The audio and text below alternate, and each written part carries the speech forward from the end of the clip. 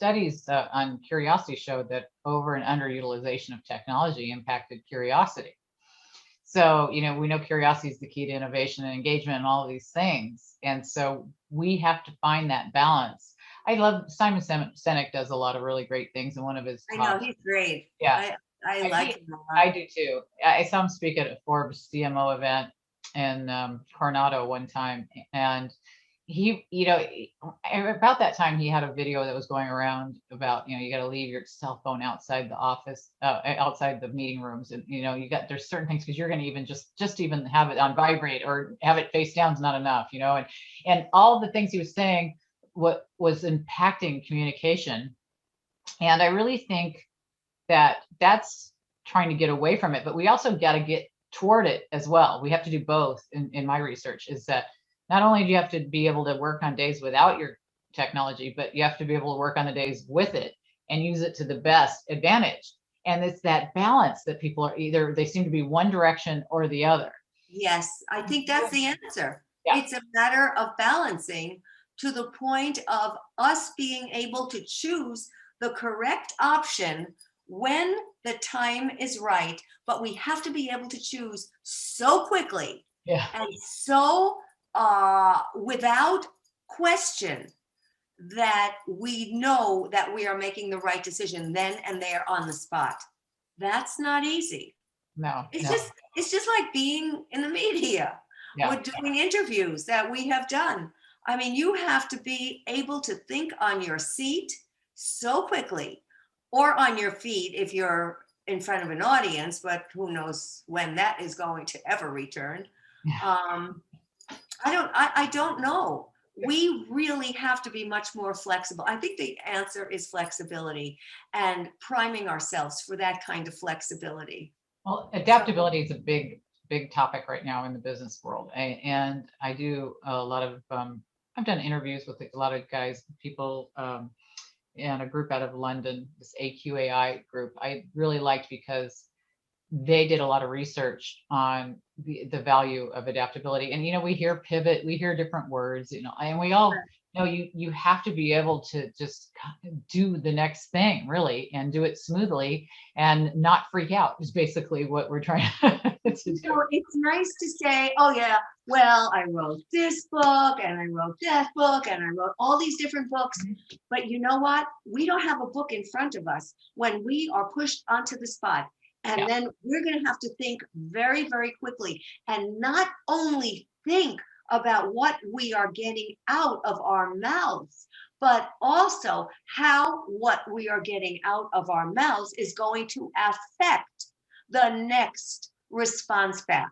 Well, that's the perception work. I mean, seriously. Yeah. A huge part of it. When Dr. Maya Zelahich and I were writing the book on perception, we looked at what was so critical, because we were starting to look at the value of communication and what kinds of behaviors impact it, right?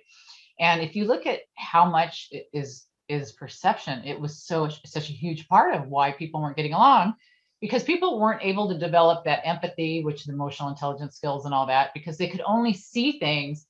Your perception is your reality. You see what you see. And that's why 360 evaluations and those kinds of things are so popular in the workplace, because sometimes you need that outside, like, no, look over here. You have to, somebody tell you that there's something over here you didn't notice, your hair was in the way or whatever. You have to see something else. This is why people hire executive coaches, media coaches, people to give them a different perspective on things that they think they have nailed. And most people are in an environment for a period of time, and they wear the blinders, and they go through this groupthink kind of mentality.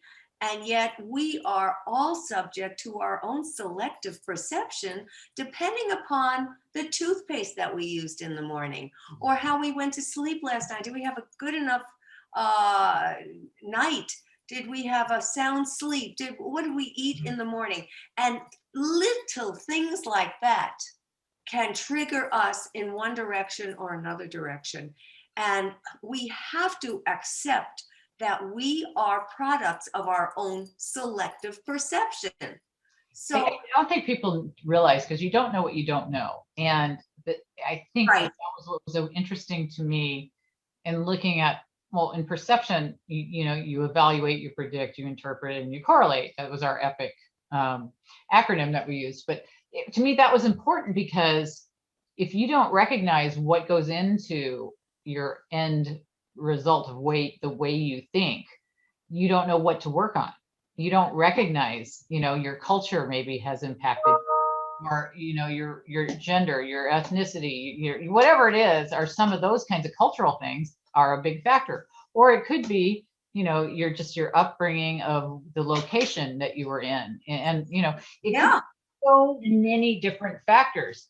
And Well, until you recognize, you don't know. but this is why you need other people's perspectives Yeah, you do. on your on the way you're comporting yourself, on the way you're speaking, on the way you're communicating anything.